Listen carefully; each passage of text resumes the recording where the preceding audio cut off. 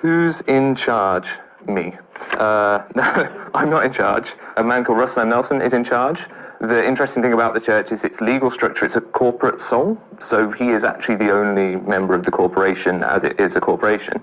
So the church's vast wealth essentially all belongs to him, but you never see him on a rich list of Forbes or whatever, even though he's about as wealthy as people like Musk and Bezos. But he's in charge, and the person who's in charge in the Mormon church is the person who stays alive the longest once they've reached the senior rank of 15 men. All you've got to do is not die, and then you get your turn at the top. So yeah, he's 99, he's about to turn 100, there's birthday hashtags out, all sorts. Yeah, that's Russell M. Nelson. Why can't Mormons drink coffee?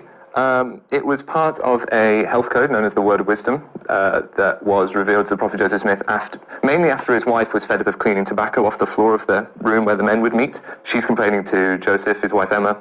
Joseph then prays, clean alcohol, abstaining from tobacco, things like that, and eating meat sparingly, all that sort of stuff. A lot of prevailing health sentiments as they were at the time around Joseph Smith kind of made their way into this revelation. But it was originally given by way of kind of advice more than a commandment from God, because Mormon pioneers had coffee pots with them on their way across the plains. You know, they had a ration of coffee. Joseph Smith drank wine the night before he died, even though Mormons typically abstain from alcohol, right? So things changed in the early 1900s, and we're now at a point where you've got Mormon leaders will stand up in the church's conference and say, just one cup of coffee will keep you out of heaven. So we've moved a long way there, but it certainly didn't start out the way that there was a complete ban. But that's why Mormons today typically won't drink caffeinated beverages, but they make an exception for soda. It does